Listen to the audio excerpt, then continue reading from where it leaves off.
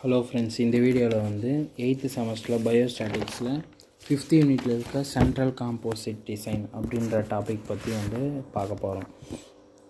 Central composite design அப்படின்றத பார்க்கறதுக்கு முன்னாடி இது வந்து ஒரு ரெஸ்பான்ஸ் சர்ஃபேஸ் மெத்தடாலஜி அண்டரில் வந்து ஒர்க் ஆகிற ஒரு டிசைனு. இந்த ரெஸ்பான்ஸ் சர்ஃபேஸ் இந்த மாதிரியான ப்ராசஸ் வச்சு தான் இது வந்து ஒர்க் ஆகும். அதனால் முதல்ல வந்து ரெஸ்பான்ஸு சர்ஃபேஸ் மெத்தடாலஜினா என்னென்னு வந்து பார்த்துக்கலாம். இது வந்து ஒரு மேத்தமேட்டிக்கல் மெத்தட்ஸையும் ஒரு ஸ்டாட்டிஸ்டிக்கல் மெத்தட்ஸையும் வந்து யூஸ் பண்ணி ஒரு ஹைப்போதெட்டிக்கல் மாடலையும் ஒரு எக்ஸ்பெரிமெண்ட்டையும் வந்து டெவலப்மெண்ட் பண்ணுறது தான் வந்து ரெஸ்பான்ஸ் சர்ஃபேஸ். புரியுதா சொல்கிறது? There is a group of statistical and mathematical. இப்போ வந்து எக்கச்சக்கமான மேத்தமெட்டிக்கல் மெத்தட்ஸு ஸ்டாட்டிஸ்டிக்கல் மெத்தட்ஸ்லாம் இருக்கும். இந்த மாதிரி மெத்தட்ஸ் எல்லாம் எல்லாத்தையும் எடுத்து இந்த மெத்தட்ஸ்லாம் எடுத்து ஒரு ஹைப்போதெட்டிக்கல் மாடலையும் ஏதாவது ஒரு எக்ஸ்பெரிமெண்ட்டை வந்து பர்ஃபார்ம் பண்ணுறதுக்கு நடத்துறதுக்கு எப்படி செய்யணுன்ற இதுக்கும் வந்து டெவலப்மெண்ட் பண்ணுறதுக்கு வந்து யூஸ் ஆகிறது தான் வந்து இந்த ரெஸ்பான்ஸ் சர்ஃபேஸ் மெத்தடாலஜி. அடுத்தது வந்து சென்ட்ரல் காம்போசிட் டிசைனுக்கு வந்து எப்படி யூஸ் ஆகுதுன்னா, இந்த ரெஸ்பான்ஸ் சர்ஃபேஸை வச்சு தான் வந்து இதில் எக்ஸ்பெரிமெண்ட்டெல்லாம் வந்து டிசைன் பண்ணுறாங்க இந்த சென்ட்ரல் காம்போசிட்டில் வந்து. இந்த ரெஸ்பான்ஸ் சர்ஃபேஸை டிசைனை வச்சு தான் இதை வந்து மோஸ்ட்டாக யூஸ் பண்ணுறாங்க. இதனால் இந்த மாதிரி டிசைன் பண்ணுறதுனால என்ன ஆகுதுன்னா, அந்த எக்ஸ்பெரிமெண்ட்டை வந்து நம்மளால் ஈஸியாக வந்து பெட்டராக அண்டர்ஸ்டாண்ட் பண்ணிக்க முடியும். அப்புறம் அதோடய ரெஸ்பான்ஸ் எல்லாம் வந்து நம்மளால் ஆப்டிமைசிங் பண்ணிக்க முடியும். அப்புறம் இது வந்து இந்த சென்ட்ரல் காம்போசிட் டிசைன் வந்து ஃபுல் குவாட்ராட்டிக் மாடலுக்கு தான் வந்து யூஸ் பண்ணுறாங்க அப்படின்னு சொல்கிறாங்க. இப்போ மெயினான இது என்னென்னா, இதில் வந்து இது வந்து இன்ட்ரடக்ஷன் முடிஞ்சிச்சா. இந்த சென்ட்ரல் காம்போசிட் டிசைன் வந்து எப்படி இது பண்ணுறாங்க, ஒர்க் ஆகுது அப்படின்னு பார்த்தோம்னா, இதில் வந்து 2 ஃபேக்டர் இருக்குது. என்னென்ன ஃபேக்டர்னால், ஃபேக்டோரியல் டிசைன். முதல்ல வந்து இது ஃபுல்லாக இதில் வந்து என்னென்ன கொடுத்துருக்காங்க அப்படின்னு பார்க்குறதுக்கு முன்னாடி ஒரு டயக்ராம் வந்து பார்த்தோம்னா உங்களுக்கு ஈஸியாக வந்து அண்டர்ஸ்டாண்ட் ஆகும். இப்போது ட்ரையாங்கிள் மாதிரி ஒன்று இருக்குது, ஒன்று வந்து ப்ளஸ் மாதிரி ஒரு சிம்பிள் இருக்குது. இது வந்து நடுவில் வந்து இப்போ ஆட் பண்ணுற மாதிரி ஒரு சிம்பிளை வந்து போட்டு வச்சுருக்காங்க. இப்போ இந்த பாக்ஸ் மாதிரி இருக்கிறதுக்கு வந்து 4 டாட் வச்சுருக்காங்க. இந்த ப்ளஸ்ஸு மாதிரி இருக்கிறதுக்கு வந்து ஸ்டார் போட்டு வச்சுருக்காங்க 4 சைடும். நல்லா பாருங்கள். ஸ்டார் போட்டு வச்சுருக்காங்க. ஏன் அது மாதிரி போட்டிருக்காங்கன்னா, இப்போ நம்ம இது ரெண்டுத்தையும் வந்து கம்பைன் பண்ணி இது மாதிரி வந்து மாற்ற போகிறோம். இதுதான் வந்து சென்ட்ரல் காம்போசிட் டிசைனு.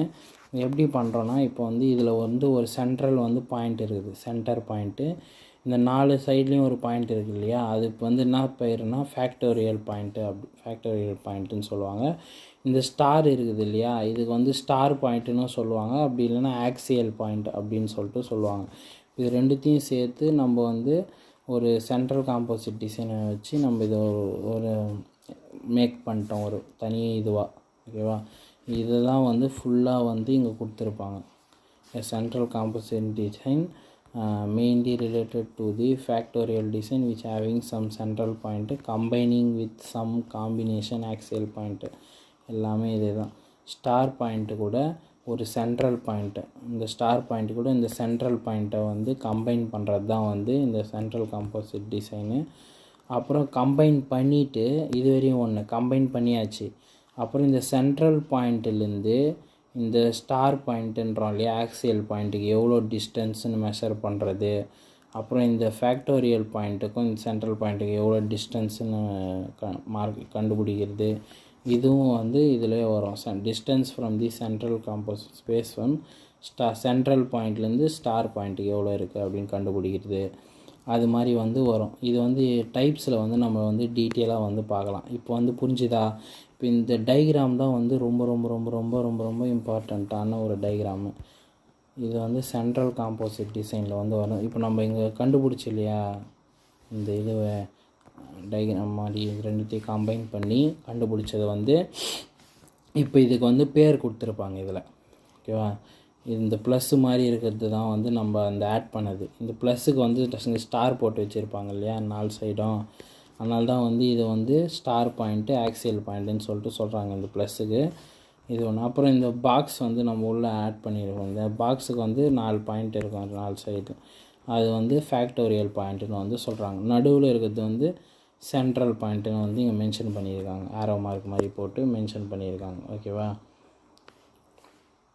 இப்போது இது வந்து மெயினாக பார்த்துக்கணும். சென்ட்ரல் பாயிண்ட்டு இதுக்கு வந்து இந்த வேர்டிங்ஸ்லாம் வந்து கம்பல்சரி கொடுக்கணும். இதை வச்சு தான் வந்து டைப்ஸே நம்ம வந்து படிக்க போகிறோம். இப்போ 0 சென்ட்ரல் பாயிண்ட்டுக்கு வந்து 0 அப்படின்னு வந்து வச்சுக்கிறாங்க. இந்த ப்ளஸ் மாதிரி இருக்குது இல்லையா, இந்த ஸ்டார் பாயிண்ட்டுக்கு வந்து 4 சைடும் வந்து ஆல்ஃபா அப்படின்னு போட்டுக்கிறாங்க. ஓகேவா? இது வந்து கிராஃப் மெத்தட் தான் வந்து இது வந்து வரும். இப்போ கிராஃப் மெத்தடுன்றதுனால இந்த சைடு 2 ஆல்ஃபா வந்து ப்ளஸ்ஸு, இந்த சைடு 2 ஆல்ஃபா வந்து மைனஸு, 2 ஆல்ஃபா வந்து மைனஸ். புரியுதா சொல்கிறது? இங்கே 2 சைடு ப்ளஸ் ஆல்ஃபா, இந்த 2 சைடு வந்து மைனஸ் ஆல்ஃபா வந்து இருக்கும். இது வந்து இதுக்கு இந்த ப்ளஸ்ஸுக்கு மட்டும்தான் சொல்கிறது. ஓகேவா?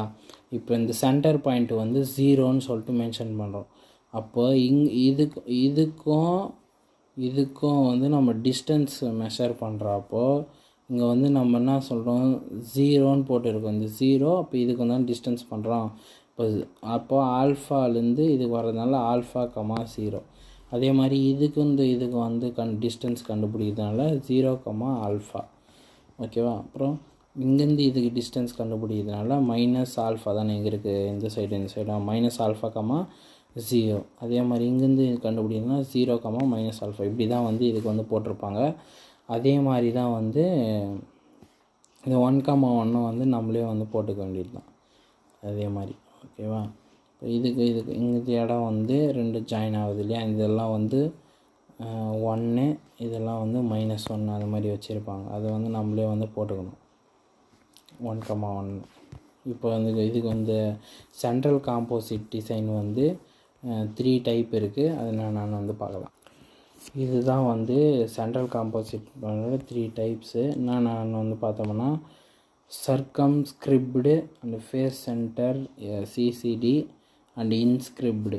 இதுதான் வந்து 3 type of central composite design. நம்ம இப்போ அங்கே பார்த்தோம் இல்லையா, நம்ம டிஸ்டன்ஸ் எல்லாம் எப்படி மெஷர் பண்ணுறதுன்னு, அதுதான் வந்து இங்கேயும் சொல்லியிருப்பாங்க. நம்ம ஆக்சியல் பாயிண்ட் எது, சென்ட்ரல் பாயிண்ட் எதுன்னு நமக்கு தெரியும். இந்த டயக்ராமில் வந்து இப்போ பார்த்தோம். இப்போது சர்க்கம்ஸ்கிரிப்டுன்றது வந்து ஆக்சியல் பாயிண்ட்லேருந்து சென்ட்ரல் பாயிண்ட்டுக்கு. ஓகேவா? ஆக்சியல் பாயிண்ட் இந்த ப்ளஸ் சிம்பிளில் ஸ்டார் போட்டிருந்தோம் இல்லையா, ஸ்டார் பாயிண்ட்டு ஆக்சியல் பாயிண்ட். இந்த ஆக்சியல் பாயிண்ட்டு நடுவில் இருக்கிற சென்ட்ரல் பாயிண்ட்டுக்கு வர டிஸ்டன்ஸை வந்து லொக்கேட்டட் ஆகிருக்க டிஸ்டன்ஸை தான் வந்து சர்க்கம்ஸ்கிரிப்டு அப்படின்னு சொல்லிட்டு சொல்கிறாங்க. அந்த டிசைனை தான் வந்து அது வந்து ஆல்ஃபா டிஸ்டன்ஸ் அப்படின்னு சொல்லிட்டு மென்ஷன் பண்ணுறாங்க. இதில் ஆல்ஃபா டிஸ்டன்ஸ்னு மென்ஷன் பண்ணுறாங்க பாருங்கள். Alpha distance located at alpha distance of central design. ஏன்னா அந்த ஸ்டார் ஆனஸுக்கு வந்து ஸ்டார் பாயிண்ட்டுக்கு வந்து நம்ம ஆல்ஃபான்னு தானே பேர் கொடுத்துருக்கோன்னு சொன்னேன். அதனால் வந்து ஆல்ஃபா டிஸ்டன்ஸ். செகண்ட் வந்து பார்த்தோம்னா face centred central composite design. இது வந்து பார்த்தோம்னா ஃபேஸ் சென்டர்டுன்றதுனால இதுவும் ஆக்சியல் பாயிண்ட்லேருந்து லொக்கேட் ஆகி 1 distance from the central point. இதுவும் ஆக்சியல் பாயிண்டில் ஸ்டார்ட் ஆகி சென்ட்ரல் பாயிண்ட்டு வர்றது 1 டிஸ்டன்ஸுன்னு சொல்கிறாங்க. இது வந்து ஃபஸ்ட்டு வந்து சர்க்கம்ஸ்கிரிப்டு வந்து ஆல்ஃபா டிஸ்டன்ஸு, இது வந்து 1 டிஸ்டன்ஸு. தேர்டு வந்து பார்த்தோம்னா இன்ஸ்கிரிப்டு, இதுவும் வந்து ஆக்சியல் பாயிண்ட்லேருந்து சென்ட்ரல் பாயிண்ட் ஃபேக்டோரியல் பாயிண்ட்டுக்கு வந்து போகுது. இது ஓகேவா? ஆக்சியல் பாயிண்ட்லேருந்து ஃபேக்டோரியல் பாயிண்ட்டுக்கு போகிறதுனால இதோட டிஸ்டன்ஸ் வந்து பார்த்தோம்னா 1/ஆல்ஃபா அப்படின்னு சொல்லிட்டு சொல்கிறாங்க. இதுதான் வந்து 3 டைப்பு. இதில் இது 3த்துக்கும் வந்து ஒரு டயக்ராம் இருக்குது. ஓகேவா? அதனால் நான் பார்த்தா கீழே இருக்கும். CCC, CCF, CCI. சிசிசினா சர்க்கம்ஸ்கிரிப்டு மேலே பார்த்து இல்லையா, சிசிஎஃப்னா ஃபேஸ் சென்டர்டு, இது சிசிஐனா இன்ஸ்கிரிப்டு. மேலே கொடுத்துருக்க இந்த சிஎஃப்ஐ இதுதான் வந்து இந்த சென்ட்ரல் காம்போசிட் கூட சேர்த்துட்ருப்பாங்க. ஓகேவா? இந்த சிஎஃப்ஐ தான் வந்து இந்த டயக்ராமில் வந்து இங்கே சேர்த்துட்ருக்காங்க. சென்ட்ரல் காம்போசிட் சர்க்கம்ஸ்கிரிப்டு ஃபேஸு ஐன்னு சொல்லிட்டு இது டயக்ராம் மட்டும் பார்த்துங்க, அவ்வளோதான். இந்த பிங்க் கலரில் இருக்கிறது தான் வந்து ப்ளஸ்ஸு. ஓகேவா? அப்படின்னு நான் இதில் வந்து குலக்க காணோம். இந்த பிங்க் கலரில் இருக்கிறது தான் வந்து ப்ளஸ்ஸு.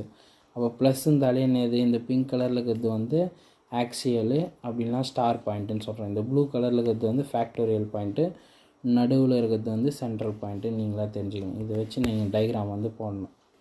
டயக்ராம் போட்டேன்னு இதுதான் வந்து சென்ட்ரல் காம்போசிட் டிசைன். இதோட நோட்ஸ் வந்து நான் டெலகிராமில் அப்லோட் பண்ணுறேன், பார்த்துங்க.